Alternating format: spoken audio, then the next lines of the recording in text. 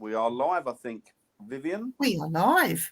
Good evening, everybody, and welcome to Simply Spooky with myself, Dan, and young Vivian there. So, obviously, we're going to come up with a different topic each week, and this week we thought we'd come up with, we were looking at apparitions, Viv, weren't we? We are looking at apparitions. So we're going to start on apparitions, that's sort of our base, and we're going to work from there. I've got to apologise though, Dan, because my sharing of the screen is not working because I've changed computers. And I've gone from a normal computer to a gaming one, and I don't game, and I don't know how to use it. So it's not me. It sounds exactly like me with technology. just can't get it to work. That's all right, because what we'll do then, we'll work out our base as talking about apparitions, and like we invariably do in all of our sort of shows, Viv, we'll go off on a tangent and bring other bits and bobs in. So so strap yourselves in, everybody, and it's going to be a bumpy ride. It's going to be a bumpy ride. Put your seatbelts on. Yeah. Here we go. So let's start in the past, like apparitions in the past, what we know, the fakery, and let's talk about that to start with, Dan. Let's start in the past, because I know there's been some famous faked photographs, like the Brown Lady of Raynham Hall. Yeah. Yeah, notorious one that is, isn't it? Yeah, but people today still think that that's real. Yeah, I know. There's a very famous one as well. There was a monk next to an altar. And, that's right. And the guy zoomed. Obviously, with modern technology, a few years ago, they didn't know if it was fake or the general consensus of opinion was that it was real. And so this guy had got in, this photographer had got hold of the actual original shot. That's right. He zoomed in on it, and you could see that where the monk's cowl was. Yeah. You could see a pair of glasses. Oh, for crying! And the reflection on the lenses of the glass. So it was feeding back through the light. It was feeding back the image in front of him. So you could see that he was wearing glasses. So it wasn't an apparition of a monk at all. It was a complete and utter setup. But I think that's the problem, isn't it? The thing with technology. Sorry? It's in one of these books I've got right here. I'm sure I could put my hands on it and show you the actual picture. Oh, God. I've got so many bloody books in this house, though. Have you got a book near you? I've got lots of books near me. What, anything in particular? Any type of... That fake photo. It would be nice to show people what we're talking about. Oh, what, the Raynham one or the one of... Both. I think the Raynham one. Yeah, look. I've got loads of books, but I'm not sure which one to go into for that particular photo. Hang on. You're going to see my pyjamas now. Hang on. I was being all like, oh, look at me here, like this, you know. Never mind. Pajamas. Best laid plans of mice and men, as they say. You know what, always Jan, go awry. I've got so many books, I can't find it. Unless it's in that one. It's all just writing, there's no pictures in it. No, I'm sure you guys probably know the photo we're on about, particularly if you're in Britain. You can Google it, guys. Yeah. It's an apparition on the stairs, and it's meant to be... Hi, Chantal. Hi, Chantal. And the apparition's meant to be of a lady, isn't it, Viv? Yes. And it's the Brown Lady of Raynham Hall, isn't it? Which isn't that far from you, actually, is it? No, and she's on the stairs, isn't she? She's on the stairs, but it was debunked, wasn't it? It was called out for being a fake quite a while ago now. But as you say, there are still quite diehards that will not have that it is fake. That picture was taken in, is it the 1940s or 1950s? It was the 30s. Yeah, I think it was 30s or 40s. Yeah, it was very old. It's quite an old photo. So for them to go into that fakery like that, it would have been a lot of effort for them with working with negatives and stuff like that, wouldn't it? Yeah. Well, I mean, you think that there was a whole industry that was built up around spirit photography during the Victorian period. So people could go along and they could have photos taken with what they were then told was their deceased ancestors or their deceased family members.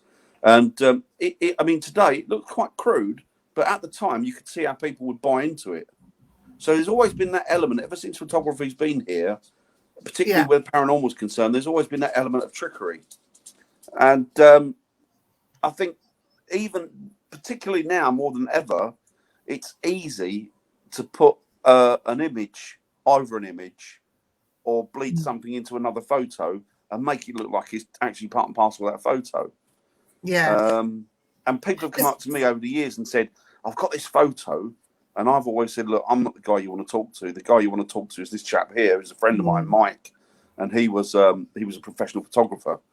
And he dealt with a lot of this spirit photography. And he studied it, and he could call it out what it was. But yeah, it's got so tricky, Viv. Because there's also those fairies in the garden with a little girl, she's holding her hand out with the fairy. They were all faked as well, weren't they? They were all fake. That was Arthur Conan Doyle was in on that, I think, wasn't he? Because he was a part of the Psychical Research Unit. Yeah. And he went out there to go and see it, and I think he believed it. Oh, I'm not sure what the end result was on that, but I think they actually bought it hook, line and sinker. But I think there were quite a few famous people that went out there to sort of see what was going on. But there's been loads, which is when people show me photos now, I'm very reluctant, unless I know the person the photos come from and I know that I can trust that person, then I'm very, very reluctant to go, oh, wow, that's a spirit, or, oh, wow, this is this and this is that. You know, I mean, there's one particular photo that our friend Dawn, Viv, she went on an investigation, and they got this photo in this old pub, and you can quite clearly see there's a head and shoulders have come out. Now, the team were downstairs in the main bar, and the photo was actually taken on the landing upstairs, and it was a trip. It was set on a trip photography, so this energy had come out, just looked out, and he looked like he had a book in his hands, looked like he could have been a monk or something, and it just took a photograph of him, a snapshot, and there was no denying. I mean, this wasn't pareidolia. This was a bona fide, credible photo. Yeah.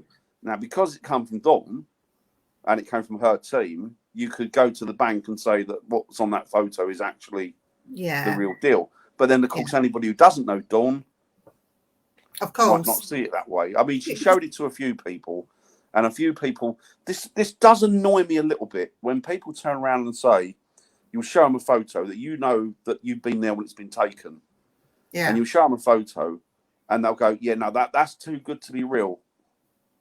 How can something be too good to be real?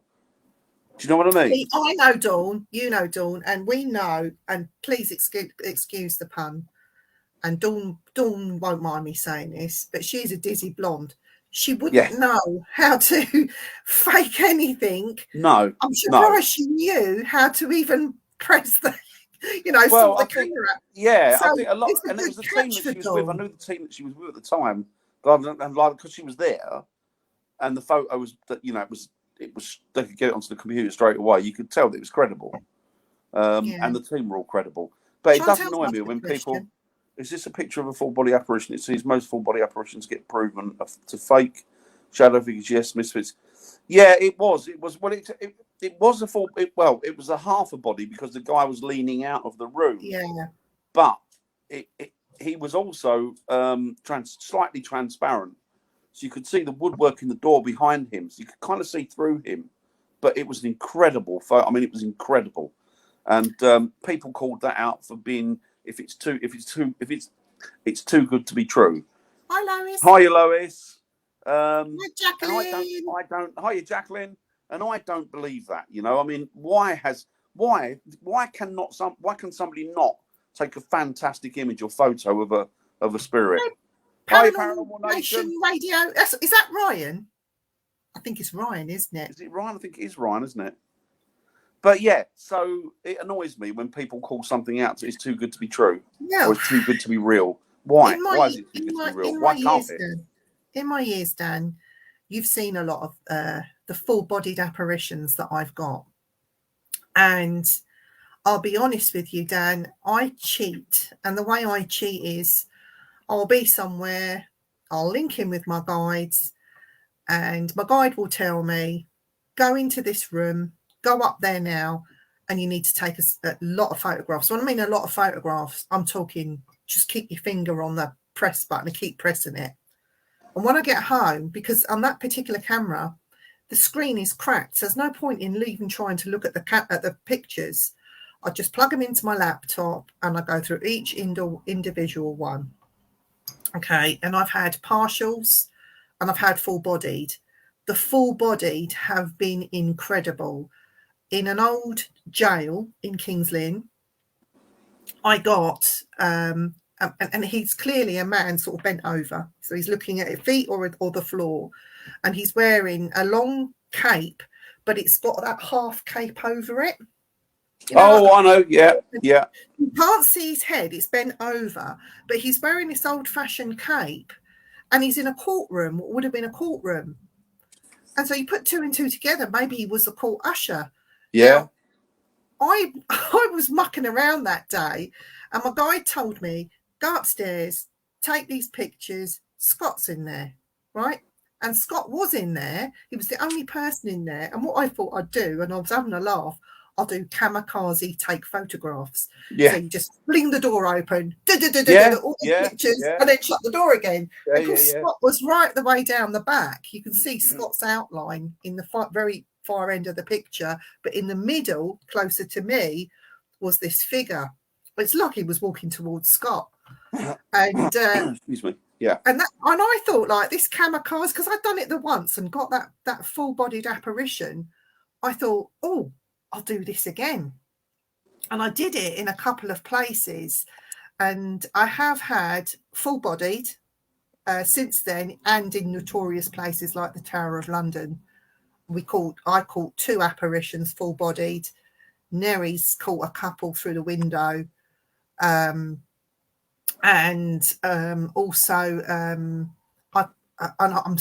so lucky to get this, and I think I'm one of the very few people that has managed to capture it. I caught two photographs of a residual haunting, and the residual haunting had many bodies within it. Doing a procession. I got the start of the procession, and then I got it as more spirit people joined. And I've got these two pictures. They've never been put online, purely because they were at a private house. They will go in a book eventually, but they were on still cameras. Very, very poignant to what was going on at that haunting. Some other really amazing. When I say full-bodied, I wouldn't call them full-bodied. It was from about the chest height up with his horse. They were captured together, and they were using infrared cameras. And what I'm finding, if you use UV lights, Dan, it tends to sort of frighten them off. They don't. You can't. I've got all my UV lights, and I used them for about a year and got nothing. Put the infrared back on, and I get shitloads again. Yeah. So the UV lights are being made redundant. I won't use them. I don't need them, to be honest. I used to know, funny enough, I used to know a guy years ago who was a medium. He's a ghost hunter first and foremost. And he used to have UV lights, and he used them because, now I don't know, because I mean, obviously this is something that he'd learned over the years. And I'd never used them enough to sort of, I hadn't become that au fait with them to realise that you could use them for this. And he used them to wind spirit up, because he said they can't stand the UV. No, they don't like UV. So he used to use UV. He said, and if you wanted a response, he'd put intermittently flashing UVs in a room.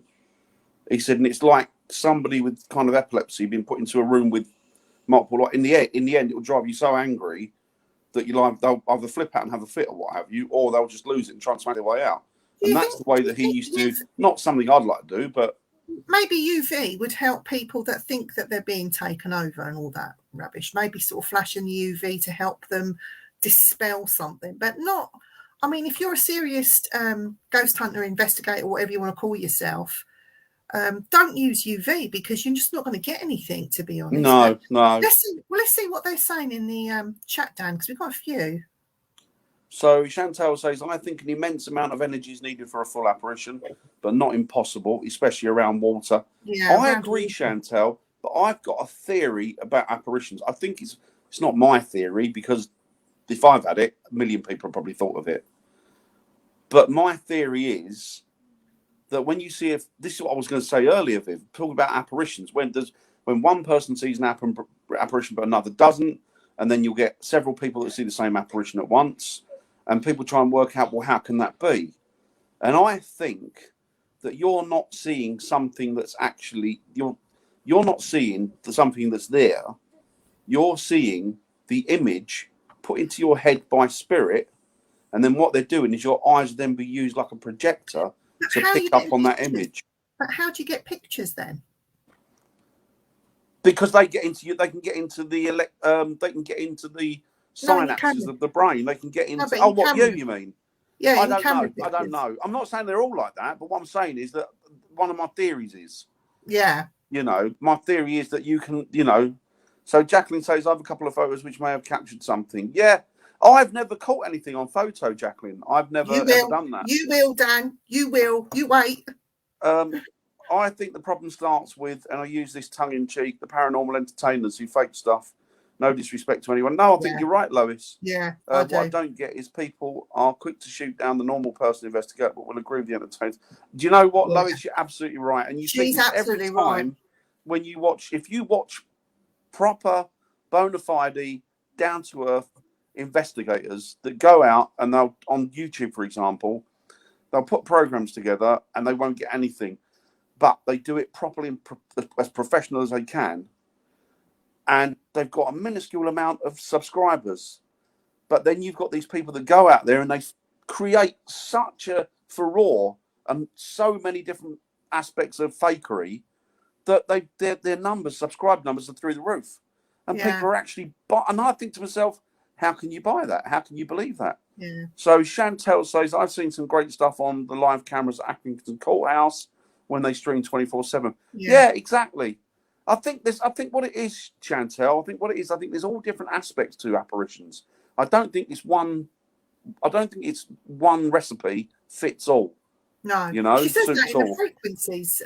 If you read that, Dan, she says it's all about the frequencies. Yeah, exactly. But you know what? Do you know what? I was watching I'm gonna plug our Striking Midnight now. Striking Midnight. I was watching Striking Midnight, which is when Dan and I, that's the name of our team, we go out investigating and we do live streams or we'll film it, whatever. And we put up at Halloween, we put up our Borley Church Halloween special. And I think it's about 14 minutes in, you're telling me to turn off a spirit box and we're talking about something. And both of us at the same time, we miss the rapping on the church door. There is rap. The church door's rattling and going mad.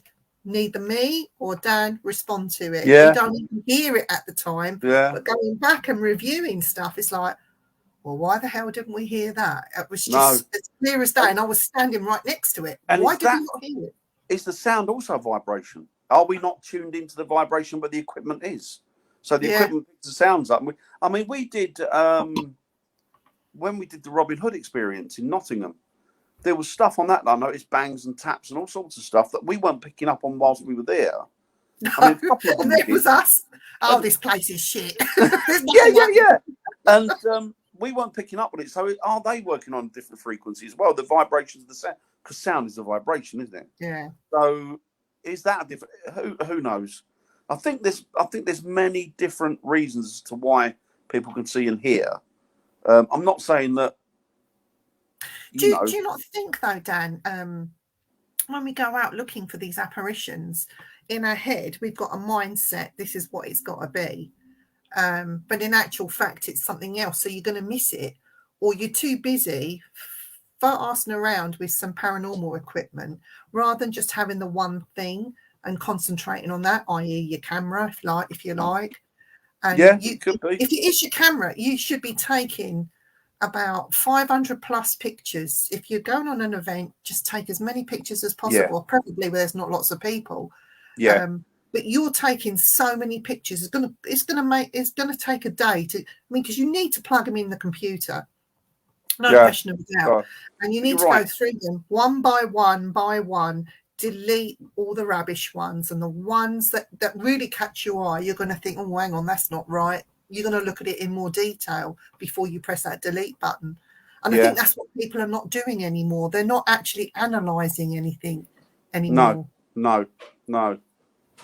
No, you're right. I think it needs to be that quick fire, doesn't it? It needs to be quick fire, multiple shots. Yeah. To hopefully, maybe the rapid shot is actually keeping in line with the vibration at certain points. Yeah. So you're dipping in and out at certain points.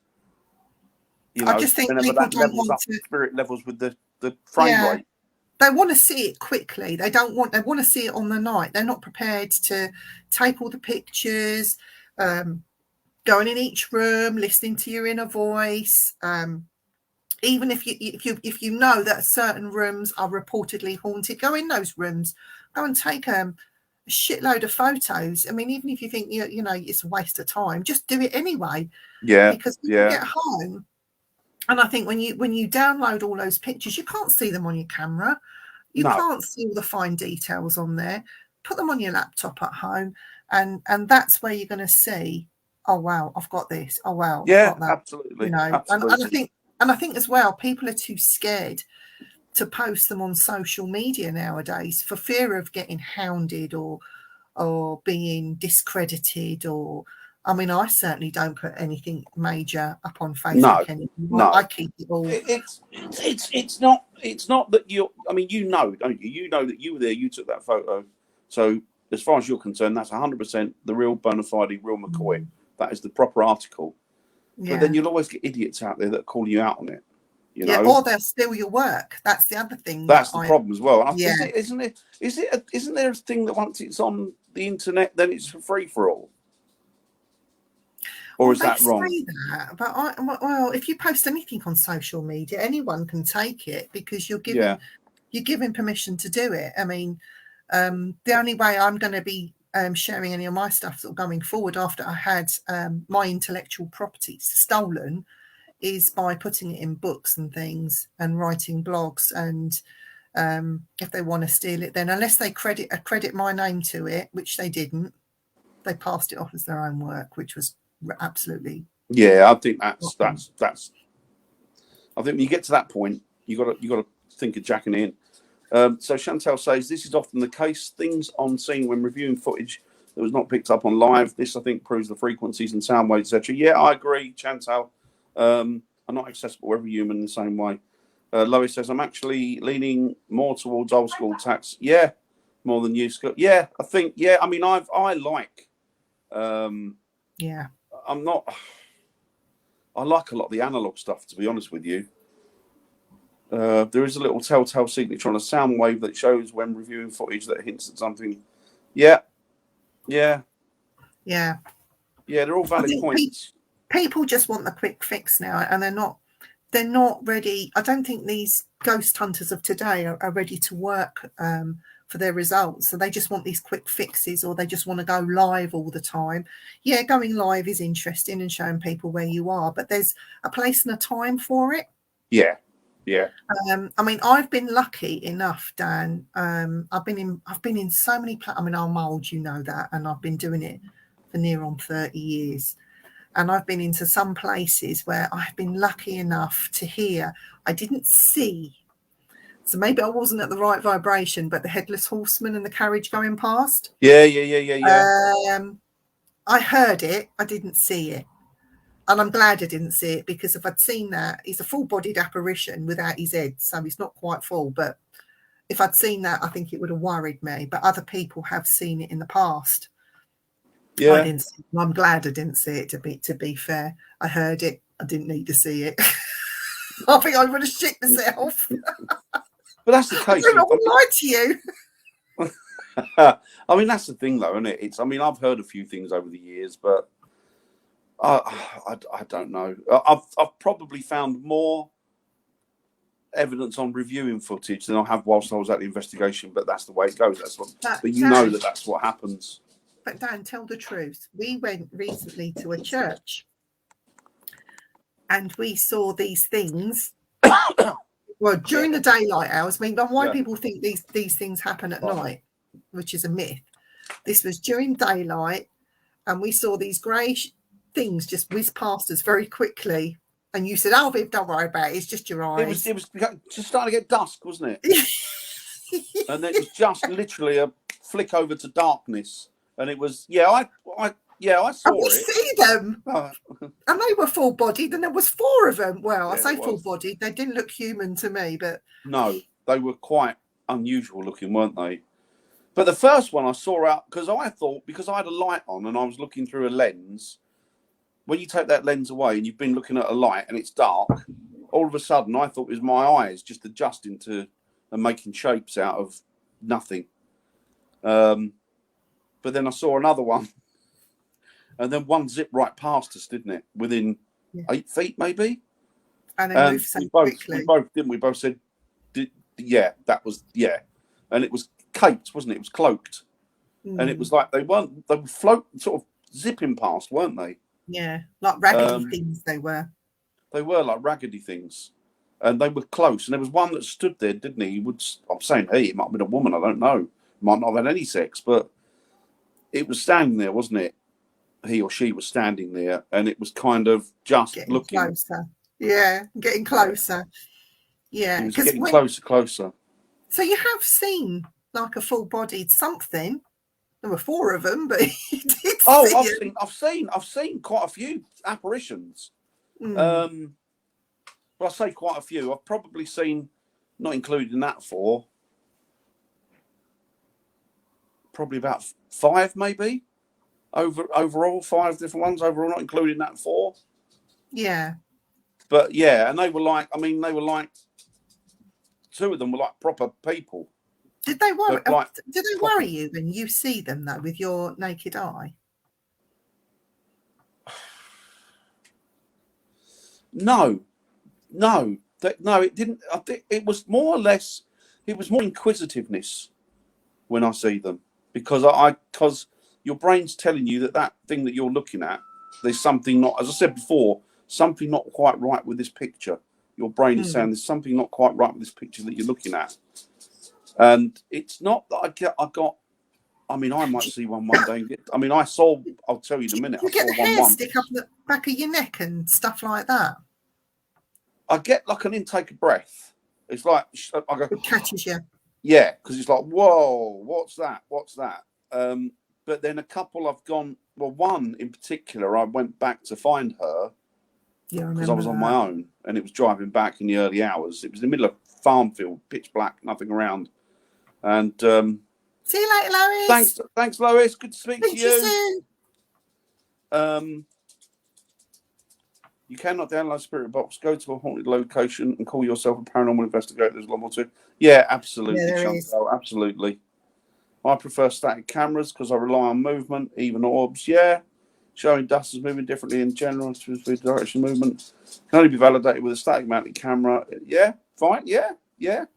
Even an SLS camera, there are so many flaws with that, Chantal, because it will pick up things like paint. If it's gloss painted, it will try and map a figure on that. I've seen it try and map a figure on a chair just because it was a chair. You have to be really careful with those SLS cameras. I don't think that they can really prove existence. I noticed once it picked up, and I noticed it, and then I said to the guy who was with me, "That's picking up on a shadow," but it wasn't. Yeah. It was our shadow.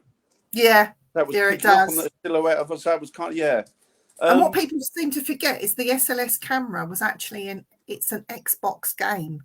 Yeah, it's not made for paranormal. No. So for that alone, yes, it's a good tool to have in your arsenal. I have one. I have an all-seeing and all-dancing one, but I cannot and will not take that as proof of the paranormal. It's not even an aid because it's just got so many flaws to it. I think a lot of it has, a lot of the equipment has. Yeah, it's a good bit of kit though. I mean, it's good for a bit of fun, but I think you have to rely on your senses more than anything else, Chantal. Just do what you're doing and just rely on your senses. You'll know. The only time I like those SLS cameras is when people ask, so they say to the stick figure, wave at me, put your arm up, put your arm down, move your leg, and it does that. Then that's different. But apart from that, I'm like you. I'm very skeptical about some of it. I am skeptical, but I don't think it's a piece of equipment you can rely on. And do you know what? Them things are bloody heavy. I mean, I've got one that's all inbuilt. It's all in one thing. I haven't got a silly separate thing, or it's not one of these that's been a mishmash put together. Mine's. Do you remember when they first come out of it? what? It's You terrible. needed a car to bring it in, didn't you? It was all bits Oh, and bobs and all loads of bits attached to it, and it was it's a nightmare. crazy. And the A amount of nightmare. batteries you have to put in that thing. And you know what? I just think, unless it is really worth it, then don't even bother taking it out. It's a waste of time. But I will take it out on one of our, when we go out filming, Dan, just so you can have a play. Yeah, I mean they're all. It's. I started out, and I've still got a lot of equipment, but I have noticed over the years that there's only a handful of bits that I actually use, Yeah. and that tends to be stuff that's like audio and visual, and maybe some couple of trigger objects or what have you. But overall, I tend not to use a lot of the equipment I've bought. Yeah. I don't know. You could forever be spending money. Agreed. That's why a static one has more validity if it picks up gloss. Yeah. Yeah, absolutely. Good old cat balls and bears. Do you know what? They're great. Them cat balls are great. They're great. Do you know what?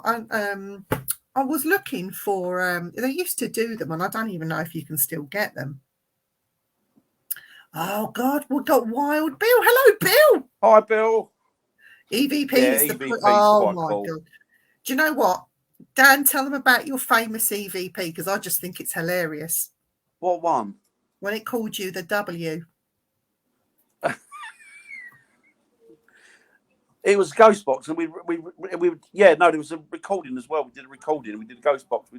I've been called lots of things over the years off of those machines. I can't swear because obviously it's for the American market, I think, isn't it? You can spell it out. Spell it out. I was called a PRICK, WANKER, an effing WANK, an a-hole, lots of things. You know what? The best one I got, the best swear one, which I thought was hilarious, was I was asking a question, and then, you leave it for a good few minutes for an answer. And I played it back, and I thought, am I hearing this right? And it said to me, you are a COCK, right? And I put it on my computer and I listened to it through the head. And you are a COCK, but in such a London accent. I mean, I'm from London, as you know. Yeah. But I was recording this in Norfolk. And it's a thing. It's not even because I'm female. I've not got a COCK, but it's something that you'd call a daft person, isn't it? It's a London thing. Yeah, it's a London term, isn't it, in that respect? Oh. You're calling me one of them. It was like, I've called so many things over the years by. I love it. Big spirits. The thing with EVP is it's left to interpretation. Once again, if you are on a frequency, yeah, it can be. You're right, and people only tell if they shouldn't tell people what they're going to hear.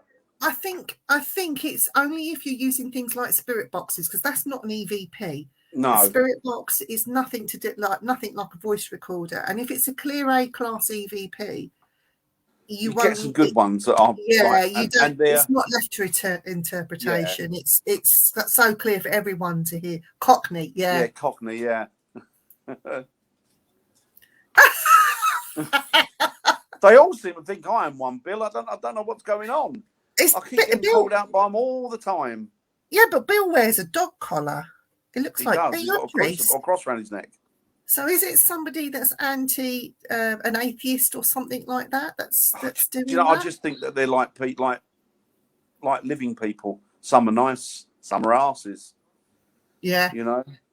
But you can get EVPs. I mean, I've had EVPs that have been crystal clear. Oh wow! There you go. Oh, what, Bill? We'll have to get you. We want you on our show, Bill. We want you on our Simply Spooky show. We'll get in contact with you. We do. I had one years ago at Codner, and me and Dawn were doing an investigation. I was doing a vigil, and something happened, and I had cut the vigil. I'd asked a question. Hiya, Terry. Then cut the vigil. Yeah, you did. That's right. I picked one up once through using what do they call the singing bowls? Sorry, Chantel. That's what we call the white thing in the UK. I don't know what you call it in South Africa, but we call that a dog collar. Don't? Is it? A Yeah, dog we collar? call them dog collars. Dog collars. It's a UK thing. Oh, Bill. There you go. Well, we need you, Bill. I'll find you on Facebook. Don't worry. Sorry, Dan. I'll put you off. No, that's all right. I get excited by Wild Bill. You're like a kid with too many E's and sweets. I know. Well, I'm smoking my puffer, aren't I? So, But Dan, do you think with apparitions, when they come, why don't we get the EVPs at the same time? So when they come in, is there something that they could tell us as they go? Why can't? Because I've never known that to happen. I've never. No idea. But then there are people that have said that they see apparitions on a daily basis, and they talk to them, like have conversations with them. I mean, I don't know. He said, "I hate." I think I've heard that one, Terry. I've heard that one. Oh, excellent. Bill, what part? We'll come and meet you. So yeah, coming in February. Bill, look up Tom Amy Paranormal on Nick Mulay. They would also love to hear me. I'm sure they probably would actually. Oh, do you know what? Nick Mulay. He's do you know I love. He's a lovely chap, isn't he? He's a lovely fella. Oh, he's a lovely man. I would adopt him as my son. Yeah, he's a lovely guy. He really is. Yeah, I don't know. I mean, as I say, some people say there are people that I've met over the years that have sworn that they've had conversations with full-blown apparitions. So I don't know. Maybe some people are more in tune to it than others, or we'll message you privately, Bill, and depending on what part of the country you're going to be in, we'll come and see you with some of the things that I'm sure you'll be busy, but we'll just pop in and out and say hello. Definitely. I'm glad I've met Wild Bill on here. You what? Sorry. I'm glad I've met Wild Bill on here. And Chantel, she's lovely as well. Yeah, all of our viewers are nice people. Terry's all right. Yeah, he's all right. He's not a bad old stick, as they say. He's a legend. I have no shame in saying Nick Mulay is the shit. He's lovely. He is. Yeah, he's a lovely guy. Chantel, you should adopt him as your little brother or older brother, and I'll adopt the pair of you. Kids all over the place, paranormal children. And I can be your creepy uncle. Oh, wow. Wow, you are getting about, Bill. Wow. England, you are Wales, Scotland, Ireland, Germany, and the Netherlands. Oh, we'll have to try and all nice places, all lovely places. It's going on tour. Can we buy T-shirts? Tour T-shirts. Yeah.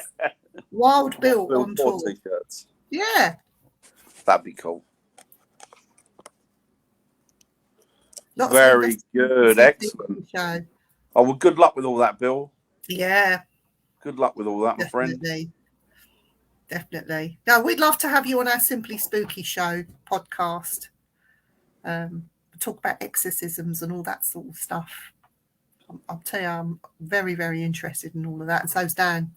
I used to work with an exorcist, actually. For about 2 years, called Mick. He was Reverend Wild Bill. It's got to be on a T-shirt, Bill, or a hat. It has to be. Cap. Sell them wherever you go. Sell them wherever you go. Just put where you're going on the back. Print Me and Viv will buy a couple, definitely. Yeah, we'll buy a couple. Just do it. Might as well make a bit of money out of it, Bill. Yeah, he used to do exorcisms and that, and he did. I've been on a few, not so much exorcisms, but I've been on in a few dodgy places with him over the years. But the exorcisms that he carried out were, I saw a video of one or two of them, and it wasn't nice. No. Well, I've seen a house being exercised, like that problem house I told you about, but that was nothing. But when it comes to doing people, I think caution has to be taken, not just for the mental or the soul, but for the physical, because it's so dangerous. You might Oh God, yeah, you've got to have a yeah. doctor there or somebody that's first aid trained, just in case. Well, he would sleep for about 2 or 3 days after doing it because it would just completely drain him. Whoa. But lovely guy. But yeah, Back to apparitions. back to apparitions. I wish I had that book, you know. I'm sure it's down this side. I'm sure there's some famous ones in here that we could be talking about, you know, Dan. There's loads of them, aren't there? There's this. I'm trying to think now off the top of my head. Wasn't there wasn't there a photo caught of a boy in the Amityville house when there was nobody in there, poking his head around the corner? I think so. I think there was one. There was that one, wasn't there? That they swear blind that there was nobody in the house at the time, and the child looks, if he's a child, looks directly into the camera lens. So this book, right, it amazes me.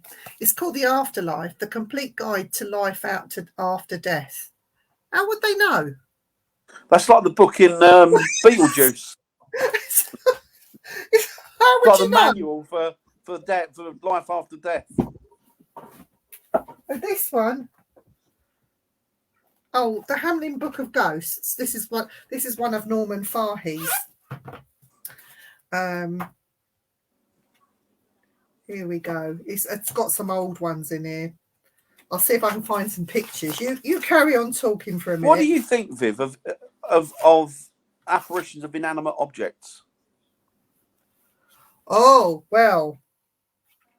Talking of that, right? So I don't know if you can see that, if I can put it down a bit. Oh, is that the English Civil War? That's English Civil War, but if you look there's a cannon on a gun carriage. So that would be an inanimate object, wouldn't it? Yeah. So what do you think? What do you think about those pictures or people seeing apparitions of inanimate objects? I believe in them. I really, really believe in them. Don't ask me why. I just do. I've seen planes that haven't been there. Well, that makes me wonder if it is a replay you're seeing with an inanimate object. Heathrow Airport, didn't I? So I used to see like the normal planes coming in, and then I would see these planes that and they didn't actually look quite right, if that makes sense. I've seen them. Yeah, I do believe in them. And I've seen what have I seen in the past? I haven't seen Sutton Hoo. I have seen a ship with my own eyes, and then people thought I was mad. I have seen one or two things, so it makes me believe them. But then I don't know with my psychic eye that I'm seeing, which is why other people can't see them, or whether it was just me. You've got the Akashic records, haven't you? Where you can tune into everything that's happened and will happen. So are we tuning into those and picking up images? I'm wondering, maybe. You know, it's such a deep field, isn't it? It's a massive it's a well with no bottom. But what about things like the black shuck and stuff like that? People have seen the black shuck. Yeah. In full-bodied. There's lots of just little pictures in here, Dan. There's not really the apparitions I'm looking for, and I can't find them in this book. It talks about haunted houses and all sorts of things. A large white rabbit that disappeared and appears as a ghost. That's Jimmy Stewart, isn't it? Harvey. There is a famous haunting up near me. It's a place called Gog McGrog, and apparently it's a chimpanzee, or is described as an ape. Great ape, isn't it? Yeah. And he's playing with himself,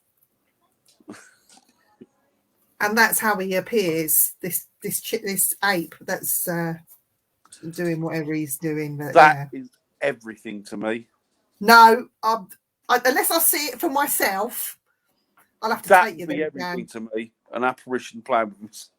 Would you really want to see that though? I'd want to come back doing that. What are you on about? Oh my God, Dan. I only watched The Conjuring. The Devil Made Me Do It this weekend for the first time. I don't think I've seen that one, Chantal. I didn't play the real footage before the credits due to people saying the demon can attach through it. If there is even a slight possibility it could be true, I'd rather not tempt fate. Yeah, absolutely.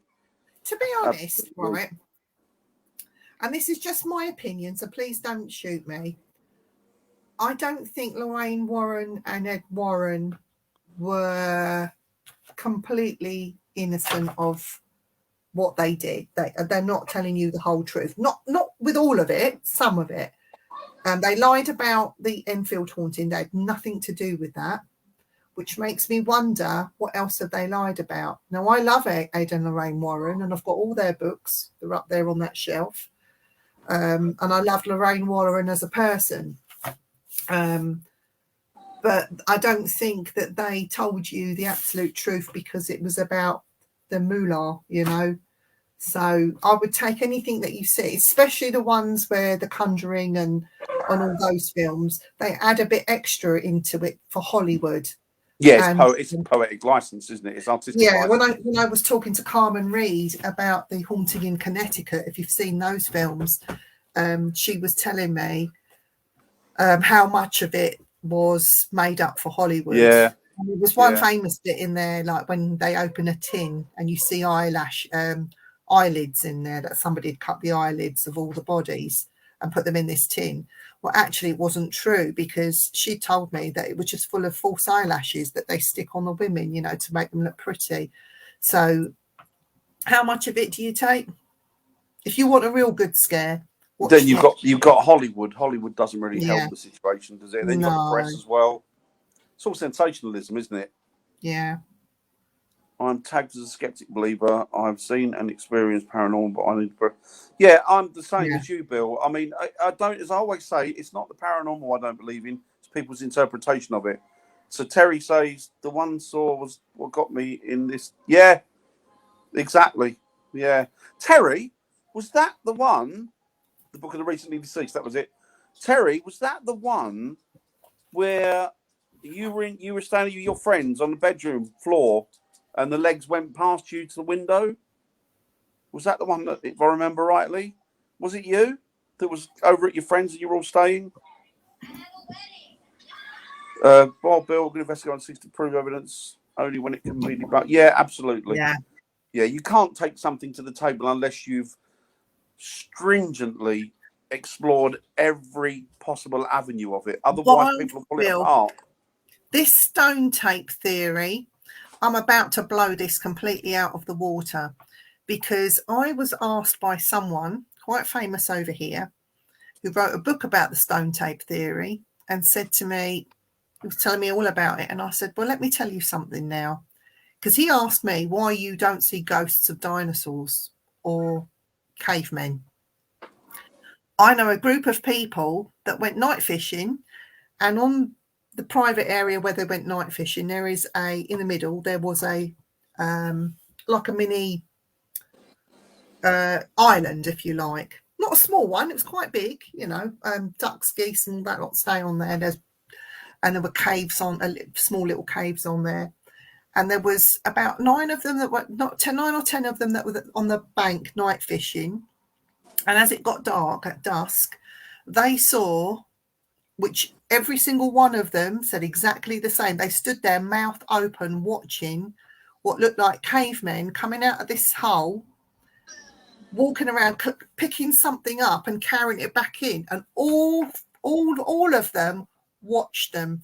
And they said the only way they could describe them was they look like, you know what Neanderthal man looks like? So sort of a caveman. All completely hairy. So we're not looking at Bigfoot. We don't get Bigfoot over here in the UK, at least I don't think we do. And they said, did you just see that? And they all went, yeah. What did you just see? They just could not believe. It was only there for about 5 minutes and it went. They had to go and report it when they got to the next day when everything was open again, and they saw the people that run that particular fishing place, they said, you're not the only people to say that they've seen people on the island, but when they go over there to check it out, there's nothing there. I wonder if it's a split in time. Yeah, but that blows the stone tape theory out of the water, though, doesn't it? Because they're coming out of the cave and they're out in the open. I don't know. But when people say, why don't you see cavemen? It's because you're not looking for them. Yeah. Wasn't there a case of World War II playing out? Playing back to the. I'm not sure, Terry. It sounds about right. I've heard of that. Sounds about right.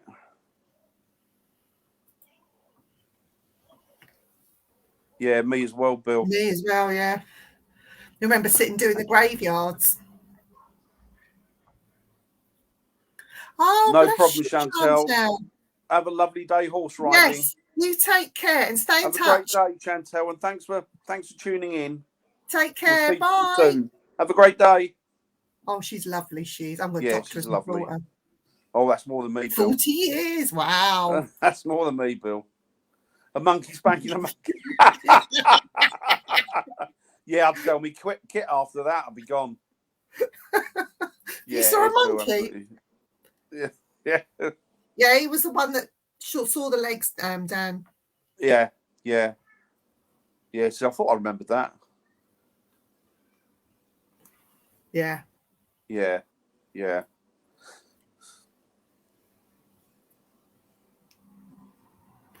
it could be. Yeah. Yeah. I'd like to know why they're not seeing other things like dinosaurs or I don't suppose it's because we're not looking for them, I suppose. I've got a personal theory about that. And I think that energy, hang on, was that actually a graveyard or cemetery is the worst place to do investigation? Well, I don't know, Bill. No, because I'd argue this point over that. Yeah, but you have residual hauntings of people that went to the grave to lay flowers. And the church, people that worked in the church. Grave diggers. For centuries. Yeah, so if you've got a church that's 1,000 years old and people want to go, it was their main focal point of their life. They want to always go back to somewhere they loved and they felt comfortable and happy. Why wouldn't they be? It depends what you're looking for, though, in the graveyards. I mean, if you just go in there just for a bit of fun, chances are you're not going to get nothing because you're not going there with the right intentions. No. I mean, what we saw recently, the pair of us in a graveyard, absolutely it didn't destroy me, but it frightened me, Bill. Honestly, I've never seen anything like it. But that graveyard goes back, and there's a story around it anyway. But it goes back how hundreds? It's 1,000 years. 1,000 years old. So there is a backstory to it, though, Bill. It wasn't just we've just gone to the graveyard for the sake of it. We went there for a reason. But yeah, I think graveyards. And I know of one spirit that actually her energy is continuously seen next to her tomb in a church. Yeah. And she interacts with people. She looks at people. So she's an intelligent, acting ghost. She interacts with them on an intelligent level. And she nods at them, walks past them. And she's from the 19th century. And she actually fell off a horse. That's she died. And her apparitions are often seen in this church. Yeah. Yeah, exactly. Yeah. Exactly. Well, we saw those 4 apparitions, didn't we, Dan? And there was 4 of them, Bill. And I wouldn't say there were people, if that makes sense. They were very raggedy and they were hovering in midair. They were moving very quickly. We saw them in daylight, and I caught them by the corner of my eye in daylight. They looked grey in colour, but at night they turned black. It was unnerving what I saw, and I can tell you I didn't want to stay where I was. It was only because of Dan I stayed and did a little bit longer, but I was absolutely terrified. But there's a famous cemetery over here, Wild Bill. Proof that in a cemetery, but behind them Tell them what they Yeah, want. exactly, Bill. You can. Yeah, I do believe There's completely a that you can. famous cemetery over here, and if you get time, you must go and visit. It's called Highgate Cemetery in North London, and the rich and the famous are buried there. And some of their gravestones are very, very amusing. Like one of them says, "See, I told you I was ill. Now he's dead," sort of thing. Not for the ghosts or anything like that, but the architecture. You've got a lot of Victorian mausoleums. It's a beautiful place to go and visit. Spend a day there if you can. You'll love it. Absolutely love it. Oh, he's been there already. He says, I've been there already. I think there was eight big municipal cemeteries built in and around London during the 19th century to accommodate the growth of the city and the amount of people dying, because they stopped really burying them in local churchyards because everybody sort of moved into the city with the Industrial Revolution. And so they expanded these eight cemeteries in and around London that were massive. And Highgate's one of them. So how would you feel, Dan, if you saw a full apparition of a member of your family that's passed deceased? How would you feel about that? I don't know. Honestly, I don't know. Would you be disturbed by it? Appreciative, do you think? I couldn't answer that, Viv. I really couldn't. I don't. I mean, no, I couldn't answer that really. I wouldn't know until that happened. I wouldn't really know. I'd like to think that I'd be okay and accepting and happy, but I don't really know. I've had an EVP, not done by myself, but somebody was going to a graveyard that my brother's ashes are interred in. That was Nick's grave, wasn't it? Yeah, and I said to her, go there and do your Echo Vox sessions or whatever it was you're doing. I said, because he's more than likely he's going to answer you, because he was a ghost hunter. And he did, which was lovely. You know, it was lovely to hear his voice, and it was his voice. But I don't know how I would feel if I saw him. Yeah, exactly. Yeah, I don't know, to be honest. I don't know. Yeah. I mean, the ones I have seen, only one of them really, well, two of them when I was a kid, one that terrified me. That really terrified me. The others I've been okay with, except one. And I think that was something else. And that terrified me. Oh, Savannah, Georgia. I want to go there, you know. Oh, I'd love to go there. Nice. Very nice. Definitely. I'd love to go to Savannah. I want to go to Atlanta. Dan, put that on the list. Atlanta and Savannah, Georgia. I need to go there. And Charlotte. I don't know why I need to go to these places, but I'm feeling an urge. Definitely feeling an urge. This is a full view apparition here in my house. Oh, bless. Oh, wow. Sorry to hear that. Yeah, I'm sorry. But it's nice she's come back to visit. Got to take the good in that. Well, I'm sorry to hear that, Bill. Yeah. Really am. I'm located in the Metro Atlanta area. See, I knew we had to go to Atlanta for a reason, Dan. To go and meet Wild Bill. I wonder why you called Wild Bill. He hatches over his mother. Oh. Bless. Yeah, I mean, that's the thing as well, isn't it? I think a child spirit, I think, would disturb me. But more through sorrow, I think. My dad named me Wild Bill. I think this would break my heart to see someone so young. Mm. At least he didn't call you Sue. Boy Called Sue. I remember that. Boy Called Sue. That was a great film. That was. Watches over his mother. Oh, yeah. Bless. Yeah. They'll meet up at some point when it's time. It's not a time yet, but they will. They'll be reunited in heaven. Yeah, of course. Definitely. Yeah, I don't know. I mean,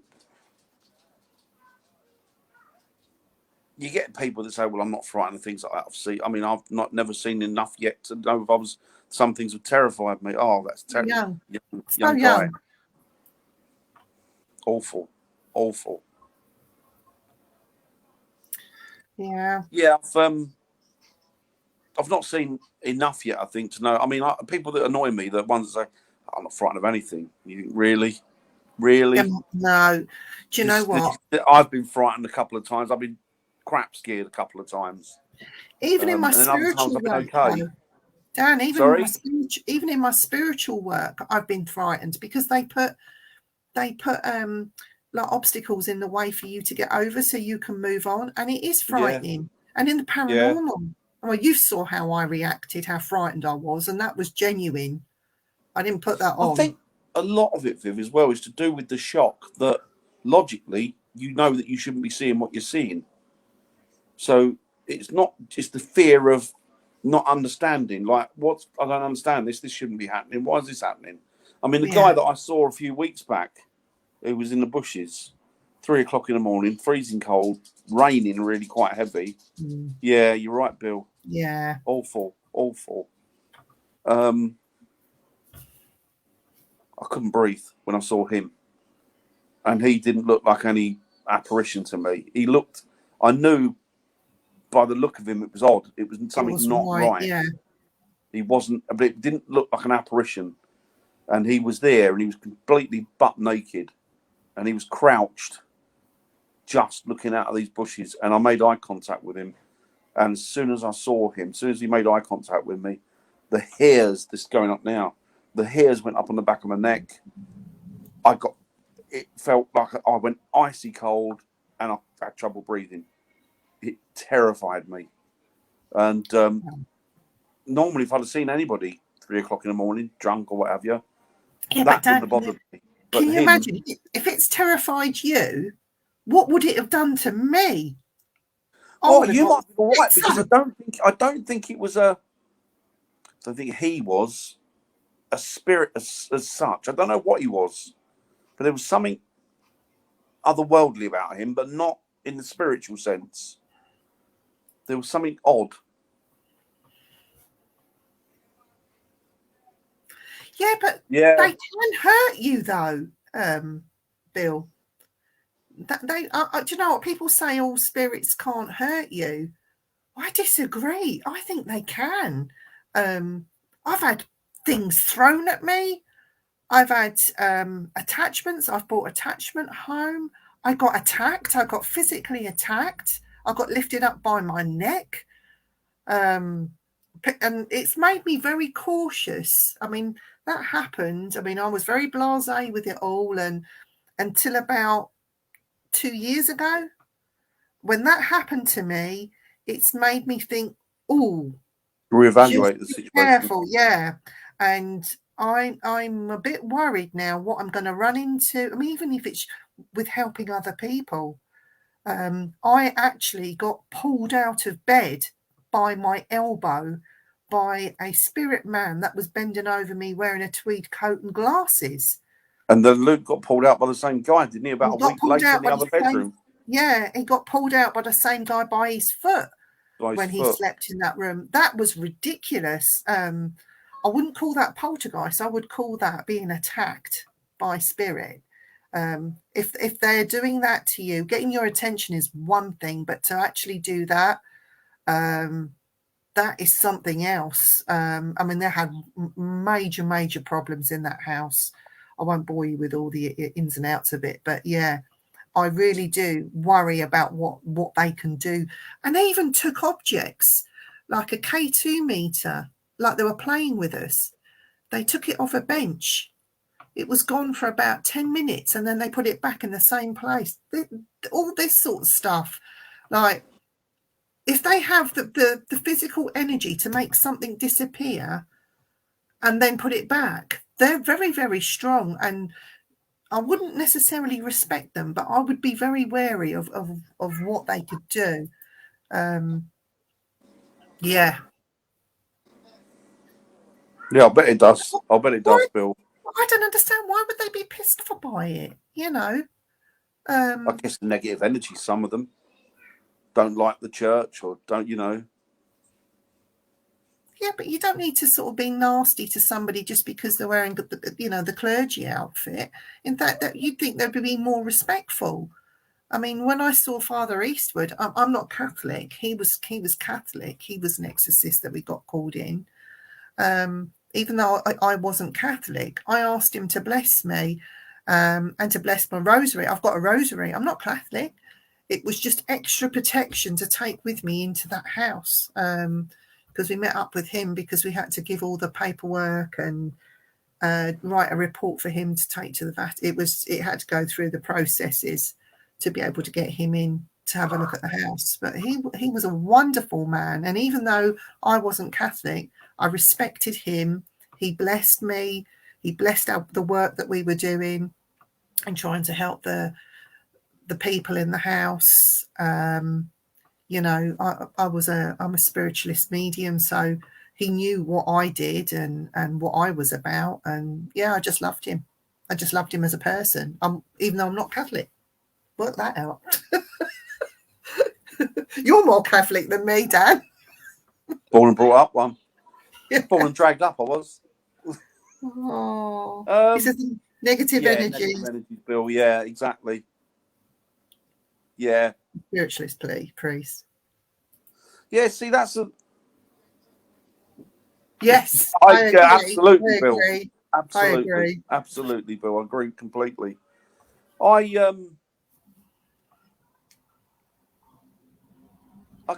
feel happy going into an investigation with negative energies with a proton blaster. Or your flux capacitor. A flux capacitor or a proton blaster and one of those Ghostbuster suits. Can you buy a proton blaster? You can buy mock ones, pretend. I don't think there's a real one, is there? I don't think there's a real thing. Here's a question for you, Dan. Can you kill a ghost? Can you kill it? No. How do you know? No, energy can't be destroyed. Energy why can't. It doesn't dissipate. It can't be destroyed. It can't be. It just changes into something else or moves into something else. It's because an energy is ethereal, isn't it? It's physical but ethereal in a sense. But in the ethereal world, I'm sure you could get rid of something. They can burn it. I don't think you can get rid of a. Is it dark magic? Is it? Do they do that or? I can't see how that's possible. Because energy is eternal, isn't it? It's they trap it's just there, isn't it? It can't be it can't dissipate or be destroyed. Why, Bill? Could you kill it? There's people out there that would tell you they could, but I doubt it very much. God could, but apart from God, I don't think anything else could. Oh, he's answered. But how would you do that, though? Because as a medium, as a trance medium as well, thank you. When people say you send things into the light and it's crossed over, I always think, what a load of tuff. That's rubbish. Because as they come here by free will, surely if they go into the light, they can come straight back again. So to physically remove something is one has to trap it. The other one has to call it. The other one has to trap it. So while it's in the body, and then march it off the property into consecrated ground, and then remove it from yourself, which is very dangerous, but it can be done. But putting things into the light, I don't think is enough. I don't think it's enough. Not for the more serious. Not for the more serious stuff. Yeah. See, I don't believe that that's enough. Not the more serious stuff, the stuff that are there for reasons that cause problems, like in that house, let's say. Even coming to exercise the house and grounds just caused so many more problems. It was ridiculous. He did so much damage. I don't know why a lot of spirits, if you can go to the next dimension, heaven, call it what you want, if you can go there where you see all your loved ones and your friends, unless you've been a really, really bad person this side of life, I can't see why you would why you wouldn't want to go. Then that brings me to another question then, Dan. If you were a bad person in this life, why can't you be a better person in the next life? Like, and I'll call it out as it is. I'm talking about people like Hitler. Yes, he did bad stuff. He didn't start off bad, but he became bad. But now he's in the next world. Is he now a really good person? Why can't he be a good person? Because he's not leading that same life as he did down here, is he? He's in the next. No, I think your answer. This is the one thing that scares me about doing wrong in this life. I think you're answerable to yourself in the next. Yeah. And so you've got to sort of be judged by God, but you're judging yourself as well. And I think, all right, there are things that I've done that are wrong, but I don't want to carry too much heavy baggage into the next with me. Especially like, reason to go out and go for business. Yeah, it could be. It could be. I suppose if you've got a family here and you don't want to leave them or what have you, I suppose. But yeah, do you know what? I'm not. Yeah, I know people say that, Bill. I'm not. I don't know. I don't know. I've argued for years and years and years. I've gone through all these questions and rattled around in my head and come to the same conclusions that most people have come to, and then all of a sudden I'll sit there and think. I don't think that. Yeah, I don't think that's true, because that night and that horse that I showed you the pictures of, he never had unfinished business. He was. Sorry. I would even go as far as to say that he could have been Templar. He was French. He was French, old French speaking. Yes, he would have been Templar, I would imagine. And he wanted, and all he kept saying, because we got him in, and we got him locked into somebody, and all he kept saying was he needed to go back to Uzziah. And we were the devils, not him. We were the devils. He was going to kill us all. He put the fear of God into all of us with what he did and what was going on. We had a 2.5-hour ordeal with it. But the minute we calmed it down and we got him across onto where he wanted to go back to the place of his grave, and it was on consecrated ground, and he was able to move on then from there. But it was amazing how he thought he was right. He was of God. He was the one that was in the right, and we were all the devils. He didn't know who we are because we're a different time to him. So, and we looked funny. We had different clothes on. We were eating different food. We were doing all sorts of other stuff that he wouldn't recognise. So we were the devils. There's another thing I don't understand as well, Viv. Perhaps you can help me with this. I've gone along with it for a bit, but I've always thought I don't understand it.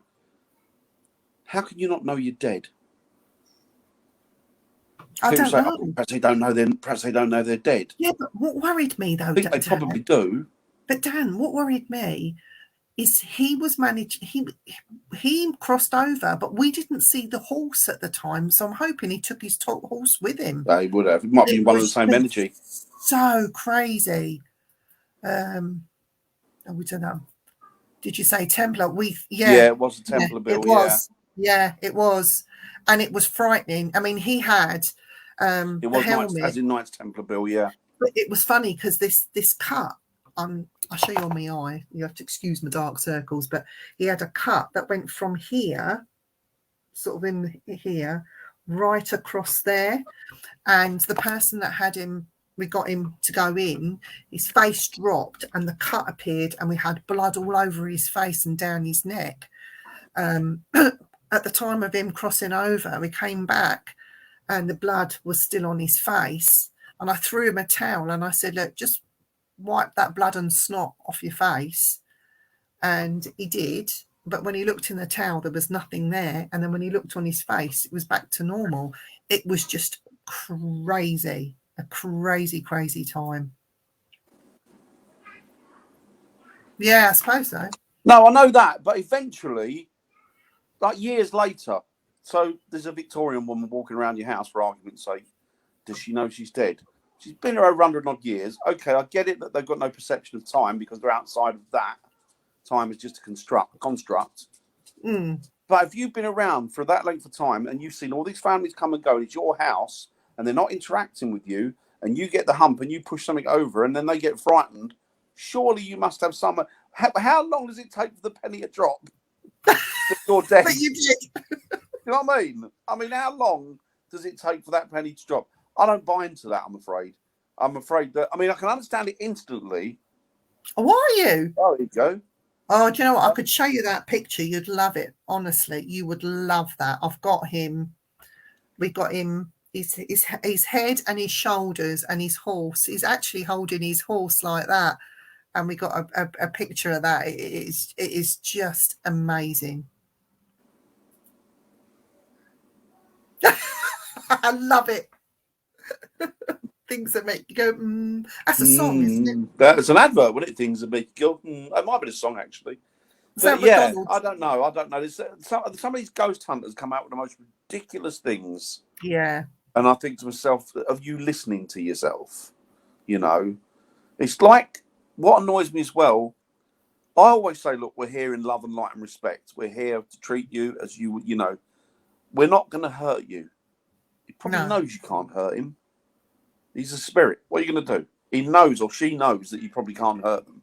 You know, I think that it's an arrogance of people that are living to think that they have got such power that they can impress it upon another being, whether it's in spirit form or what have you, or in spirit form, and change the direction of it to the point where you can harm it. I don't.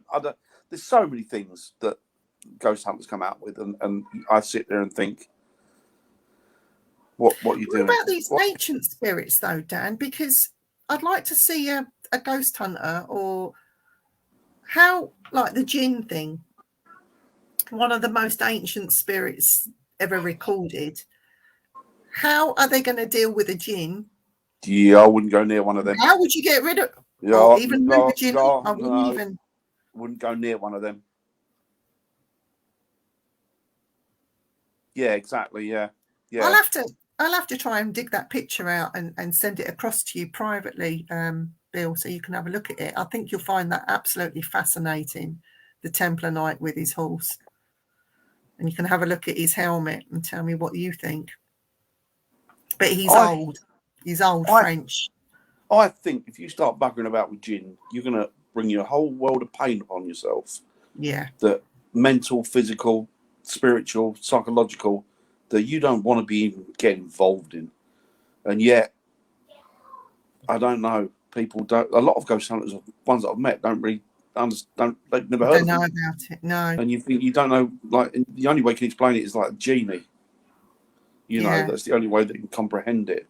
But genie is sort of it's like giving it a nice name. It's not even nice. It's exactly. Well, what about the Cradle of Life? They say started in Ethiopia. Yeah. So why aren't we hearing more about ghosts and weird stuff and things coming out of there? We haven't really. We've heard about the wars and all the rest of it, all the bad stuff, but we've not heard much from Ethiopia, have we? No, I bet there is an awful lot goes on there, though. I know they've got their own religions and stuff, haven't they? And their own, like, their love of their ancestors and what have you. So I'm dare say there's an awful lot goes there. Yeah, no, that's true, Bill. Yeah, honestly. exactly, Bill. Exactly. You do get what you ask for, seriously. I mean, we go out to try and, especially in people's homes, we try and just go in there to discredit everything that they're telling us. That hey, home's fine, there's nothing in it. You know, even if it's something that's really minuscule, that's somebody popped in to make sure that they're all right. You know, we just, your house is fine. We go in there to disprove, not to find it. We hope to discredit it. And that's And if I find, it could have been, yeah. If there's questions here that you go into someone's house and there's questions that I can't answer, and you're the same, Viv, you always say, well, I can't do it, but I'll find somebody who can. I'll find somebody who can for you. Because a lot of, I mean, I've heard over the years that a lot of these ghost hunters have gone into people's homes, caused a hell of a lot of trouble, then walked off and said, we can't help you. And who was the first female? It was Adam and Eve, wasn't it? Eve. Was it? This is a trick question, isn't it? Well, I'm sure it was Adam and Eve. I'll wait for the answer. And did God not make Adam from his own rib? No, he made the female from the rib, the spare rib The theory. female. So it was Eve. Eve was made for because Adam didn't have he was lonely, wasn't he? He didn't have a partner. And so he took the rib from Adam. Cain and Abel, was it Adam and Eve's children? Was it them? One was good, one was bad. I've not reread the Bible. Honest with you. The only thing I know about Cain and Abel is his Cockney rhyming slang for table. Do you know what? I've been reading the Book of Enoch, which is very, very interesting. That is true knowledge. If you don't know the answer, you know where to find it in the Bible. But you know what? The Book of Enoch is more interesting to me than the Bible. Isn't the Book of Enoch where the first female was Lilith? Okay. Lilith was a demon, though, wasn't she? Or a deity, wasn't she? Wasn't Lilith Aleister Crowley's other half? Lilith is the word demon is a derivative, isn't it, of deity? So what was perceived to be a deity at the time by the ancients, the church then later on turned it into they demonized it. Do you know what? I'm reading the Book of Enoch, and where the thing with the Bible, Bill, is they seem to have taken the truth out of a lot of it and replaced it with things that are more palatable. Propaganda. Yeah. Whereas the Book of Enoch, I think, hasn't the Book of Enoch got a lot of revelations and stuff in it that are appertaining to there was nasty stuff. There's some stuff in there that came about 400 years before Jesus hit the earth.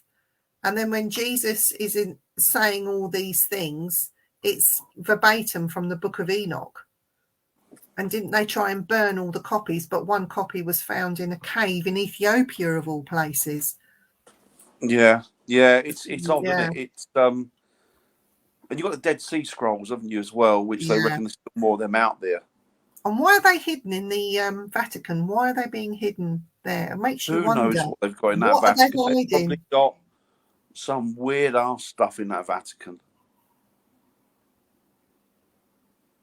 Oh, she was a bit feisty. She was She was a woman's liver.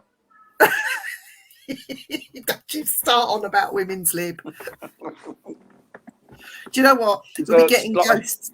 We'll be getting ghosts soon of all these women that believed in women's lib that just go around hitting men. Like their spirits will be bashing them as they walk past. Well, there's no reason why she should be subservient, really. Oh, yeah, to a degree. I mean, you think about going back in those days, I still like Andy to open a door for me, open a car door, or, it's like when I went to hospital yesterday. It's like, see you later. I went, give us a kiss then, just in case I don't wake up. You might not ever see me again. That's it, Viv. Look on the bright side of life. Well, you don't know me. Like under general anaesthetic, it might have done something dodgy to me. And you went, all right, then you'll see you later. And I'm thinking, okay. I don't know. There's so many. I think the world has become divisive. Not the world, but certain elements of the world have become divisive.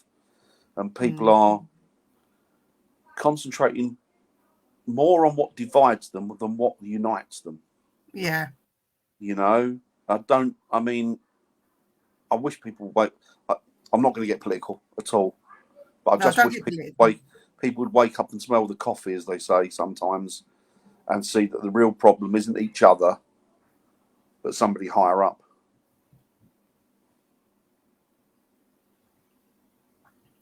Oh, that's interesting. See, I said it was the left rib of Adam. Oh, okay. But at least you know stuff. I think it did a lot of people, Bill. I think it did a lot of people. So, right.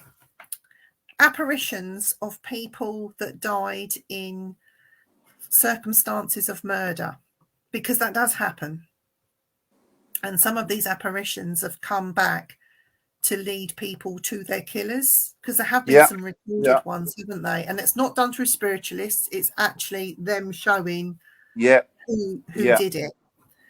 What do you feel about those? I mean, because that's just incredible. What I think it could be credible.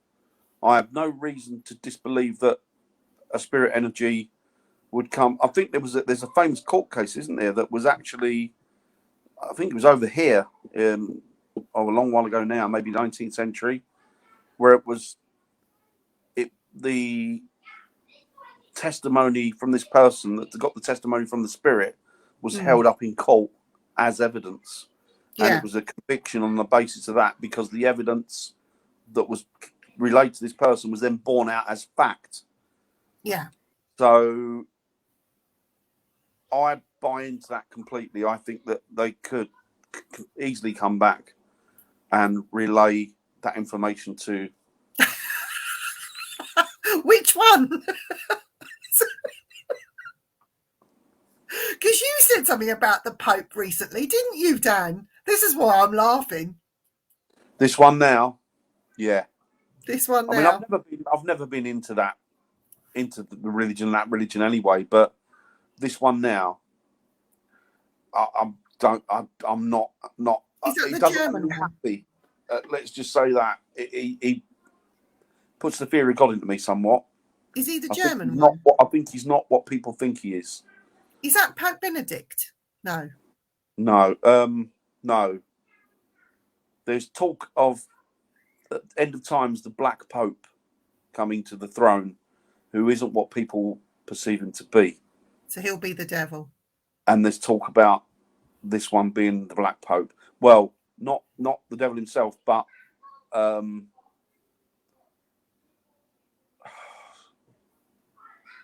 ally, I guess you would call it. Yeah. Bill's got the same view of the church as I have, I think. I think it'd like what's his name? King Henry VIII then. Do you know what? I don't.